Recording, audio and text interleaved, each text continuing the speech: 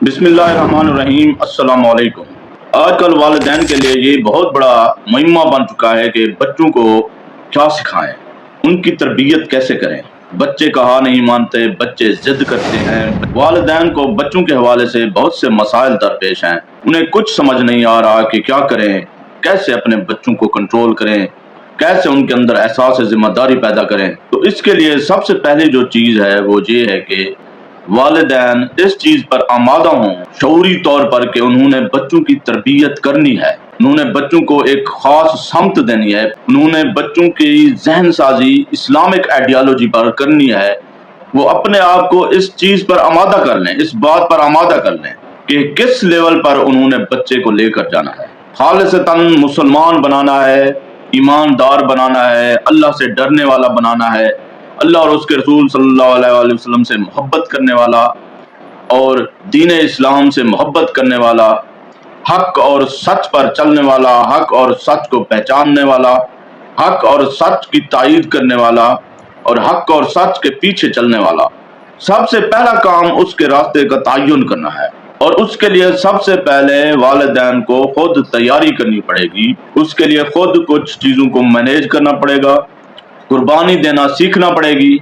आप चाहते हैं कि आपके बच्चे का बिहेवियर बहुत आला हो, बेहतरीन हो, इसके लिए आपको सबसे पहले ये देखना होगा कि आपका बिहेवियर कैसा है।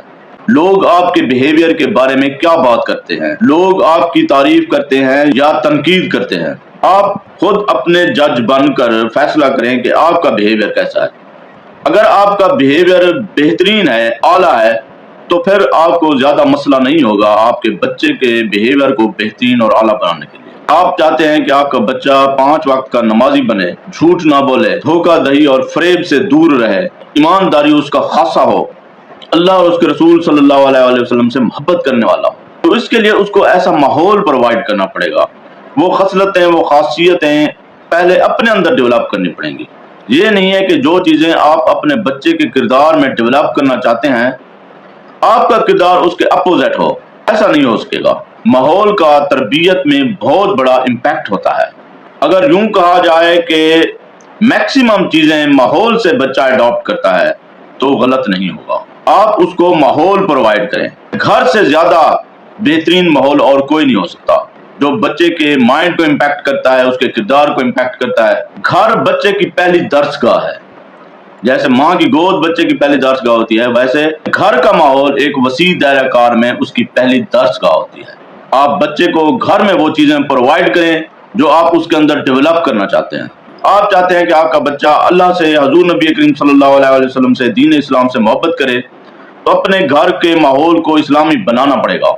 घर का हर फर्द 5 वक्त का नमाजी हो, घर में कुरान पाक की तिलावत हो रही हो, घर में अल्लाह और उसके रसूल सल्लल्लाहु अलैहि वसल्लम का जिक्र हो रहा हो, घर में कुरान और हदीस पढ़ी जा रही हों तर्जमे के साथ, घर में तारीख इस्लाम से वाक़यात बयान किए जा रहे हों, रसूल सल्लल्लाहु अलैहि वसल्लम की सीरत और सहाबा कराम की सीरत से मिसालें दी जाएं, तो लाजमी तौर पर बच्चे का जो माइंड सेट है वो इस्लामिक होगा, बच्चे का ओवरऑल इम्पैक्ट इस्लामिक होगा।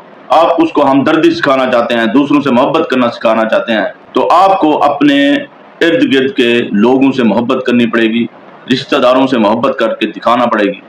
आपका बिहेवियर ही उसके किरदार का आकाश है। आपका बिहेवियर दरअसल उसका आईना है जिसमें वो अपना अक्स देखता है और अपने बिहेवियर को उसमें डेवलप करता है। तो ये माहौल बहुत बड़ा इम्पैक्ट रखता है बच्चों की तरबियत में। तो पहले अपने घर के माहौल को, घर के अफराद के किरदार को बेहतरीन और खूबसूरत बनाना पड़ेगा।